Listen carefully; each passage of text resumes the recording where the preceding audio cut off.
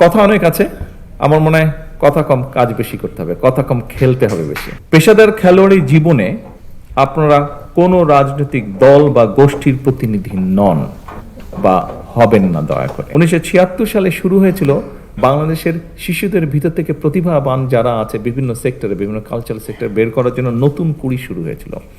এর মধ্যেই তোমরা শুনেছ, মন্ত্রী সাহেবের বক্তব্য শুনেছে যে আমরা, এবং আমিও বললাম যে ইনশাল্লাহ সামনেই আমরা যেটা করতে চাচ্ছি, কবে ডেটটা জানি, 30 এপ্রিল, রাইট, 30 এপ্রিল সিলেট থেকে আমরা শুরু করতে যাচ্ছি নতুন করে স্পোর্টস, এবং একই সাথে ইনশাল্লাহ এটা সারা দেশে শুরু হবে।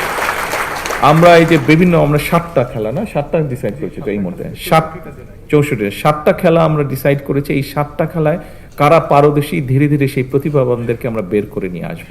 তাদেরকে যারা ভালো হবে তাদেরকে আমরা আরো বেটার ট্রেনিং দেওয়ার চেষ্টা করব। এইভাবে করে আস্তে আস্তে আমরা খেলোয়াড় গড়ে তুলবো, পেশাদার খেলোয়াড় গড়ে তুলবো, এবং আমাদের লক্ষ্য থাকবে ইন্টারন্যাশনাল যে ইভেন্টগুলো হয় সেগুলোতে আমরা হিট করা শুরু করব আস্তে আস্তে। এবং আমাদের ছেলেমেয়েরা যে দেশের জন্য সম্মান বয়ে নিয়ে আসতে পারে, এটার প্রমাণ এর মধ্যেই প্রতিষ্ঠিত হয়েছে। ইনশাল্লাহ আগামী দিনে আমরা আরো বেশি সম্মান বয়ে নিয়ে আসবো।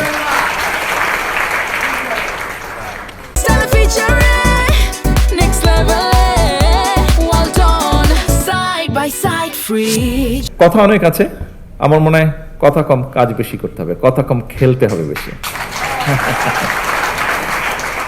আমি শেষ যেই কথাটা একটা বলতে চাই, এই কথাটা একটু সিরিয়াস, তবে এই কথাটা আমি মিন করি, বিশ্বাস করি, এবং সেই জন্য আমি বলতে চাচ্ছি। দেশপ্রেম, ঐকান্তিক ইচ্ছা আর টিম স্পিরিট থাকলে আপনাদের সাফল্যজনক অগ্রযাত্রায় কেউ বাধা হয়ে দাঁড়াতে পারবে না বলে আমি দৃঢ়ভাবে বিশ্বাস করি। আপনাদের প্রতি, খেলোয়াড় বন্ধুরা, আপনাদের সকলের প্রতি আমার একান্ত আহ্বান, একান্ত অনুরোধ,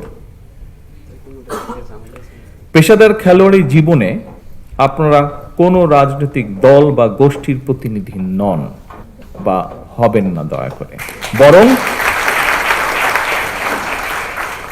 বরং ক্রীড়া নৈপুণ্য দিয়ে দেশের প্রতিনিধি হয়ে উঠবেন আপনারা।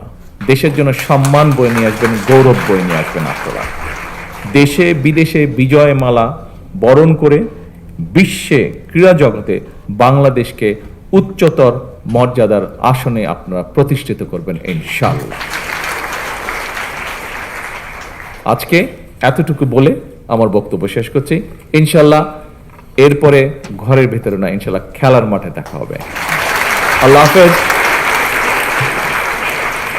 আল্লাহ হাফেজ। বাংলাদেশ জিন্দাবাদ।